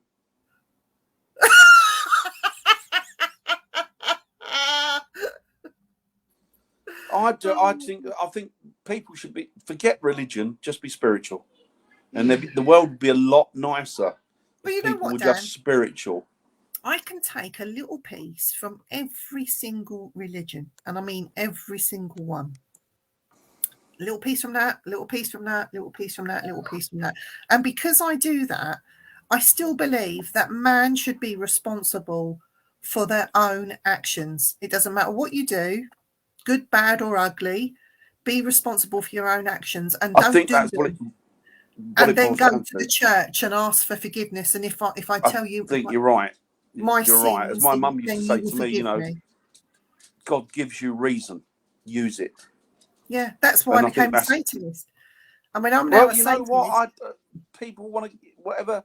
As a witch said, a friend of mine who's a proper witch, and she was a heritage witch, she said to me, and she was the head of a coven, she said to me, it doesn't matter what route you take, Dan, whether you're a church person, whether you're a pagan, whatever you are, look at those images as just idolatry and think that they are just different routes to the same goal. Yeah.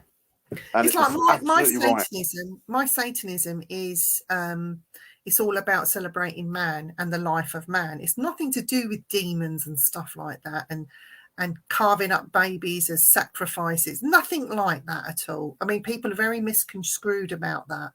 And it's just about celebrating man, the elements, the earth, whatever. That's me. I'm not a pagan because I'm here in modern day. I don't believe in all those deities. I believe in the elements, and that's about it. That's the route that I've gone down, and no doubt it would change again. For me, the divine is within nature. For me, yeah, is that is very pagan, and I am pagan. And for me, the divinity is within nature. It's within everything you see, touch, smell, taste, everything. Yeah, yeah. Yes, that's true. Yeah, exactly. Yeah, I've read Yeah. some good books about him. He was very theatrical and he liked the theatrics and he liked to impress people when he had his private parties and all that sort of thing and used magic. It was all just theatrics. That's all it was. Excuse me. I would call him a modern day Alice Cooper. You know, when you go, Alice Cooper used to go on stage and looks like, you know, somebody's having their head chopped off, but they're not really. And Yeah. it's just all it's all it is. It was all theatrics. But It's he entertainment, isn't it? believed in his magic. I think, you know, there was one point a famous actress went to him. The boyfriend wasn't very nice, and he put a curse on him, and he died in That's right. a car accident.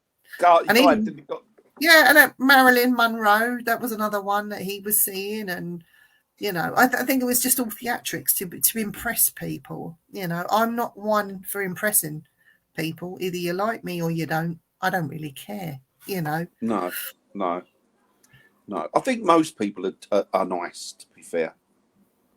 Anton did have an ego, but so did Aleister Crowley. He used a lot of drugs to influence people. He's not the man you think he is. Isn't he buried at Highgate, Aleister Crowley? I have no idea. Is he? It wouldn't surprise me, Viv. Yeah, I think he is. He's buried at Highgate. Yeah. Very strange man. Very powerful man. Very clever, very intelligent. Very intelligent. But why has nobody seen his apparition though? Maybe he's gone somewhere different. But the following he had, and didn't he sort of have his own little religion? The Golden Dawn sprung up because it was the Golden Dawn Club, yeah. Which was, I think they're still going. Yeah, they were not Trevelyan bookshop, I think, in London. Because I went to go in there. I went all the way to London to go into this bookshop, a cult bookshop, where they used to go, all Crowley and all that mob. Yeah. And the bugger, the day I went there, he was holding a private party in there, so you couldn't get in there. So I wasn't happy. Well, the Golden Dawn. Yeah. They were holding a party in there. It was like, bugger, I wanted to go in. I've come all the way up here for this. You should have just gone in. Now I can't get access to it. Oh. I was told as well, so I've come all the way here for this and I can't get in. And you got open on you. Anyway, yeah, I weren't happy. You should have said that you was the great grandson of Aleister Crowley. Look, bald head, can't you see? You'd say, right, just get me in. Wasn't it the wickedest man in the world? Yeah, they said he was. That was his label, wasn't it? No. He was a lion tamer. Aleister Crowley. Oh, excellent. Have you really? Wow. It's interesting, isn't it? It is. I'd love to have the death mask of I'll take you in to see it, Dan. We have Oliver Cromwell. Oh, it's amazing, isn't it? I've seen it. His death mask is made of wax. It's not amazing. Actually, and from the wax imprint, they do the plaster cast versions of the death mask. You can buy them, can't you? The plaster cast versions. Yeah, but the wax one is in the museum just down the road from me with his hat and his boots and all sorts of them. And even they're pretty cool, actually. The death warrant. Masks. The death warrant for the execution of Charles I is in there as well. You'll love it in there. Yes, Dan. I can't think where I went. It might be in Derbyshire somewhere. It was a stately home. I think it was in Derbyshire, and they had Charles I's shirt there. That he had when he was executed, and they had it folded, but you could see all the blood was still brown and over the years, and dark. But it was the blood where they beheaded him. So I would like to own that. Wow, that's impressive. That is impressive. Hi, Nick. We were talking about you earlier, by the way. All good. Don't worry. I've adopted you, Nick. You are now my adopted paranormal son. And Chantel is my adopted paranormal daughter, your sister. She's from South Africa, that Chantel.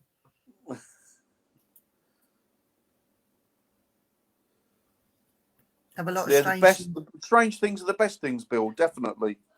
Definitely. Anything else is just boring and passé. But yeah, Here's a question. go on. Maybe our American friends can help us with that. Do you think that Bigfoot and Sasquatch, do you think that they are apparitions?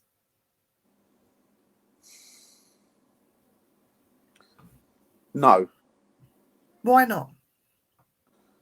because they interact with the physical world in the point where they can bang trees and break things and. Yeah, but they don't get close enough, so you don't really know. Well, some people have said they have been close. Some people have said they interacted with them, and I think there's a famous story in the States somewhere where somebody had one on their land. Oh, that's cool, Bill. Yeah. I watched that the other day, actually. That they had one on their land. I think it was a lady, and she said that she interacted with it. But why have we not found like a dead one? There must have been a carcass. I think they live in a different dimension. This is just my theory and my thoughts. I might be completely wrong. Probably am. But I think that they can shift dimensions. So the reason you can't see them, what they're on. I mean, you got to look at it as well as America. The wilderness in America is vast, absolutely vast. But the thing that makes me think that they are slipping through dimensions is because they've started to see them over here. Right. Let me just put this up. What Bill has just said, and it's exactly what you just said. Yeah, no, I agree. Yeah, exactly, Bill. Exactly. And that's what I think. I think exactly that. And I think that they're just shifting dimensions rather than hiding or being invisible. Yeah, exactly. Yeah. Because they do have the scalp of one, don't they, in the Himalayas? The Buddhist monks have got one, I think, haven't they, up there Yeah. somewhere? Apparently. But yeah. But they've got, I mean, and it's the same with these dogmen that you see in people. I mean, I've only recently come to my attention the skunk ape is a Bigfoot. Yeah, yeah. I don't know what a skunk ape is. In Australia, the Yowies are a Bigfoot. And the question was, well, people said, well, we can't have them out in Great Britain because, and I did subscribe to that. Well, you know what? We've not got enough land mass. We're a tiny little island. We're like a postage stamp. They are, Bill. We're like a little postage stamp, and we haven't got as much natural habitat as they have in America's a continent. You know, it's massive.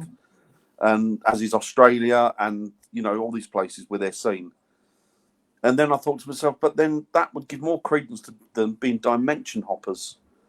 Maybe they're just popping in and out of portals in different points and interacting with people.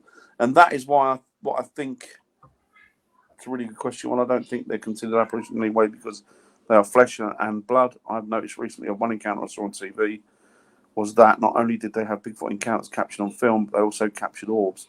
Yeah, makes me wonder if there's some type of energy link between these members of Bigfoot and the orbs. Yeah, exactly. I mean, they've also said that a lot of these Bigfoot sightings and also the one that I've noticed really in the last couple of years, I've gone down one of those. Yeah, there are, Terry, definitely. I've gone down one of those rabbit holes and I've discovered the Dogman. Oh, yeah, the Dogman. I'm obsessed with the Dogman now. I'm absolutely obsessed with him. We're going. And they're starting to see him over here. And yeah, we're going next year to look for him. There's one round my way, isn't there? Yeah. You brought it to my attention. There's one literally over where I live. And I think they're dimension hoppers as well. I think they just go shift through these portals. But I find them interesting. I think that particularly the truth is out there, particularly Dogman. I'm obsessed with this Dogman. Obsessed with them. And maybe that's where the idea of werewolves came from.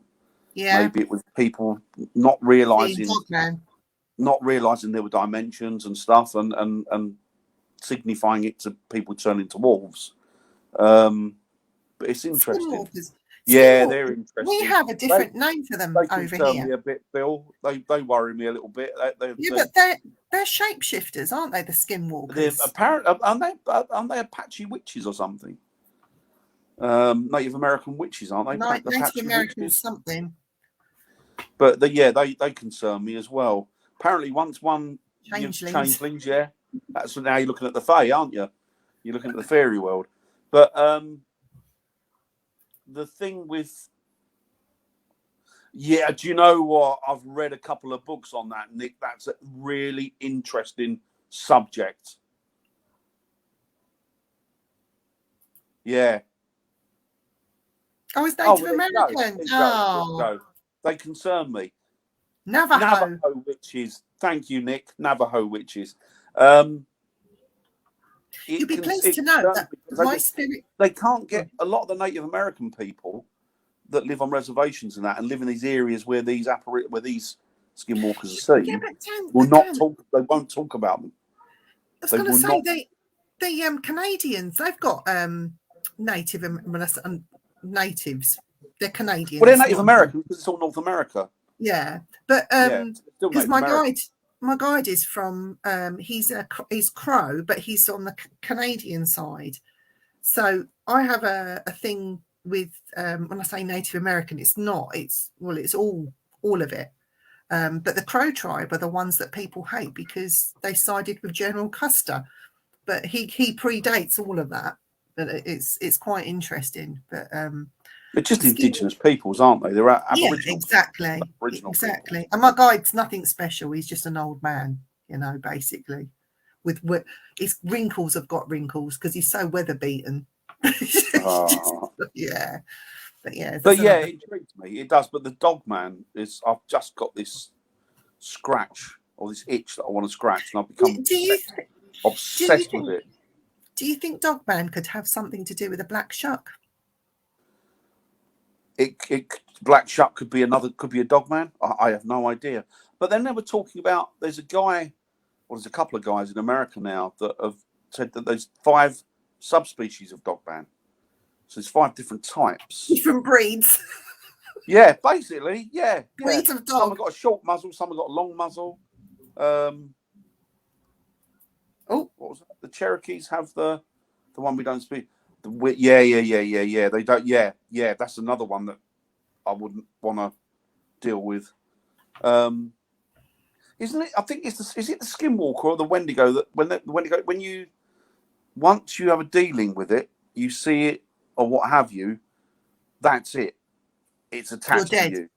Oh, it's attached to you for good. It causes all sorts of problems throughout your life. I think I might be wrong. I'm sure I saw that or read that somewhere. But once it sees you or interacts with you, it can then attach to you. Skinwalker Ranch.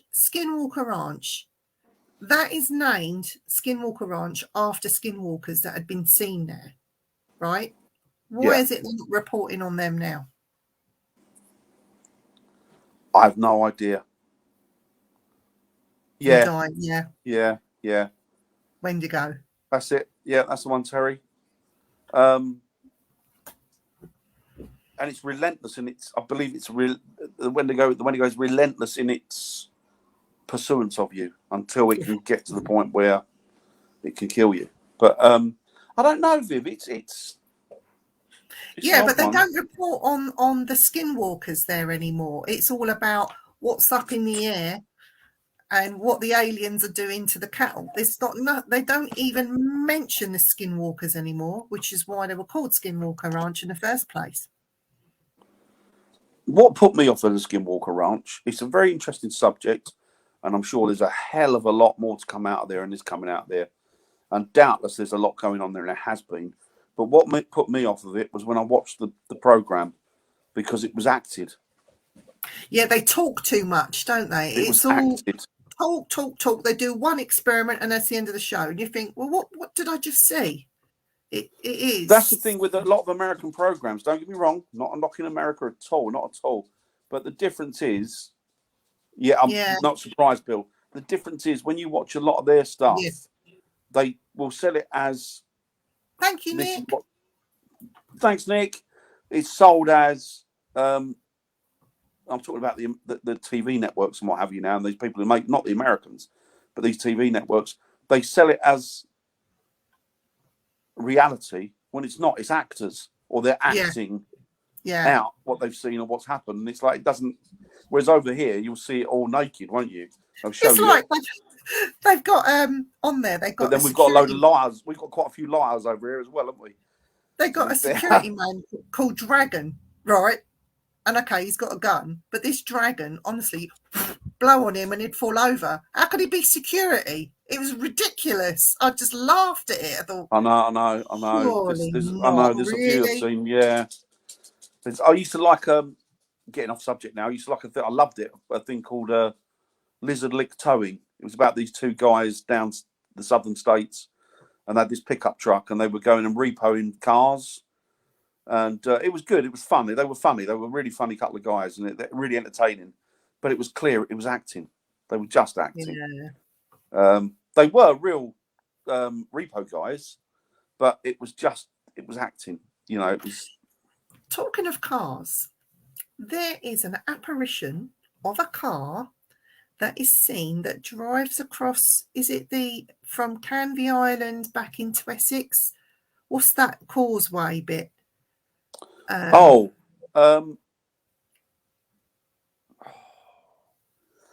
know what you mean. When the tide comes in, it covers it, doesn't it? Yeah, there's like a causeway, but you can drive across it. And apparently, and I was talking to two people that actually witnessed it. The car, they see the car go across the causeway, and then it parked in the car park, and then just disappears. It's really weird, the apparition of this car, and it's supposed to be quite renowned. I don't know if you've heard of it. I haven't heard of that one, but I read a book quite a few years ago on a murder that happened in Bedford in the 1930s in Bedfordshire, and they were talking about this car in it, and the guy had murdered this person, put them in the trunk or the boot of the car, then set light to it to try and burn the evidence, but he was caught. And I read this book. It wasn't a paranormal book. This was just about the murder.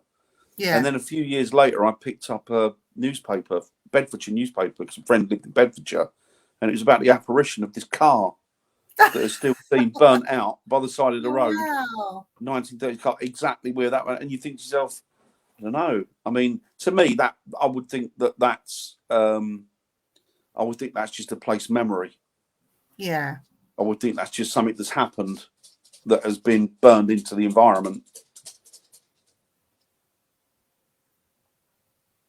Strawberry River Ranch just next okay. Ooh, might be another one we have to put on our list. Yeah. I wonder if there's anything about that on the internet. Ware High Street. Oh, is there? It's probably my car, Terry. My car's old. Take care, Wild Bill. It was Thanks, lovely Bill. talking to Great you. to We'll be in touch. Take care, Bill. Happy wife, happy life. Absolutely. It's a okay, we'll remember that. We'll go. Definitely. Thanks, Bill. Thank you, Bill. Take care. Mind how you go. Have a good week, my friend. Oh, don't you just love Bill? It's interesting. Oh, Nick, yes, we love all cryptid stuff. Seriously. Oh, Nick, can you come on out Wednesday night one night, please? Are you around tomorrow night, Nick? Tomorrow night at 8 p.m. Let's get Nick on for an episode. Just get Nick on. Shall we? Yeah. Peace to you too, brother. Love and peace, Bill. Take it easy. Oh, everyone loves Bill. Oh, we love Bill. Yeah, we love Nick as well. Nick, do you want to come on our show and we'll talk cryptids? What he says. There you go, Dan. Good. Thanks, Nick. Thank you, buddy. Thank you. Appreciate that. Yes. So we'll have to get Terry on at some point as well. If you want, Terry, you're more than welcome to come on and join in. It's just like having a chat with your mates. Yeah, Nick, definitely. I'll send you some messages, Nick. Get some dates Terry on, definitely. Terry's had some interesting activity and stuff over all the years he's been doing it. So yeah, that'll be good. You're like you, he is quite old. He is. Me and Terry are old gits. We've been doing it for a long time, haven't you? Both of you. We should, if there was, we should be eligible for a paranormal pension in a few years. Paranormal pension. That could be up for debate. Should there be a paranormal pension for pensioners? There should be. There should be. There should be. It'd do me no good. I'd spend it all on equipment. No, you get £2.50 a week for batteries. That's all you get. You know what the government's like, they're too tight. And then they charge, but what they do is they give you £2.50 a week, but then they take a fiver out of your tax. Put the tax for your tax, you get £2 a week. But yeah, it's interesting. It's an interesting subject. String vest and slippers brigade, and exactly, God, Terry. I could see you, Dan. I could see you going out with your old Walker, you know, your Zimmer frame. Oh, did you see that over there? There's a ghost. Hang on, let me get my camera out. I'll probably end up carking it on an investigation when I'm about 110. Oh, don't say that. Don't say that. Well, we sort of went off offline about talking about apparitions, but it's been a good chat tonight. We did, but it was interesting. We'll have to get Nick on to talk about cryptids. Yeah, It'd definitely be nice get Nick to on and get meet Terry up on. with Terry, are you up for coming on the show one evening? After Christmas, let's say, in the new year It'll have to be sometime. now. We're all booked up, aren't we, up until Christmas and stuff? Yeah. And you're in the States next week. This time next week, Viv, you'll be in the States, won't you? Well, this time. Yeah. So the next time we come on the show on things, we'll be taking a little bit of a vacation.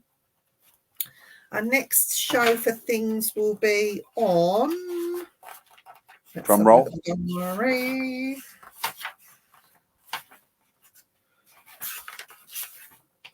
I am back then.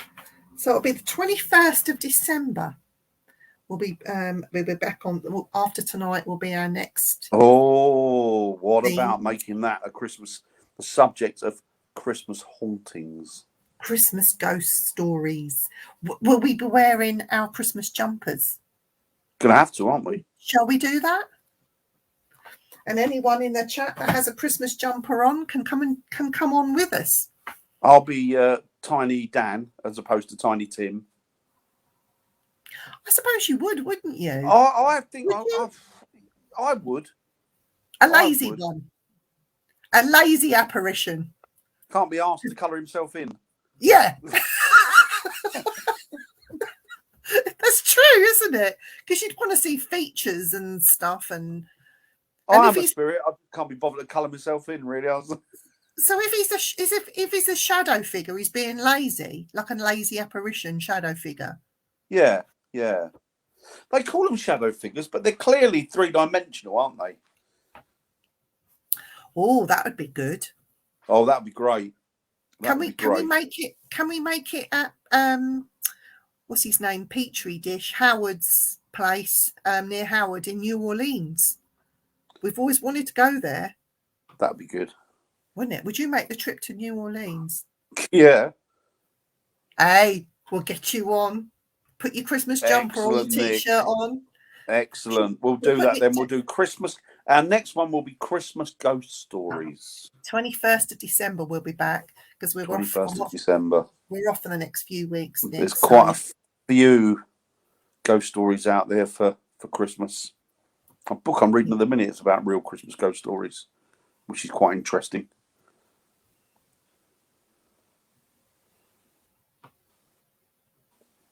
It's being lazy. Oh, that's interesting. Yeah. Well, I call them lazy apparitions. Yeah, that's interesting. That is interesting. I've seen a few of them. Well, I say a few, probably 2, 3, maybe. We got 5 minutes left before we end the broadcast. Is there anything you want to tell people, Dan? Anything you want to say before we say tutty bye? No, not really. Not that I can think of. Nick, I don't know if you can get hold of Crystal. I tried to message on the pages, you know what I'm talking about. And because there's lots of messages that go up and down, I don't know if Crystal has seen my messages but could you just let her know that there was a message to her telling her about my vacation and when we'll be back? So if you could just let her know. Thank you, Nick. He's a nice man. He's lovely, lovely man. So that's the 21st, and then we've got the 22nd, haven't we? Thank you, Nick. Thank you very much. Yeah, it could be Terry. Oh, he's lovely, Nicky. I do love him. He's my son. Yeah, he's a great guy. Really he's nice my guy. paranormal boy. He is your paranormal son, isn't he? Yeah, but he's not getting any pocket money. Allowance, the kids in America call it, don't they? An allowance? I'd have to send him dollars, wouldn't I? So, Viv, are you looking forward to your jaunt over to over the pond next week? I think it will be okay. I'm going to Oregon.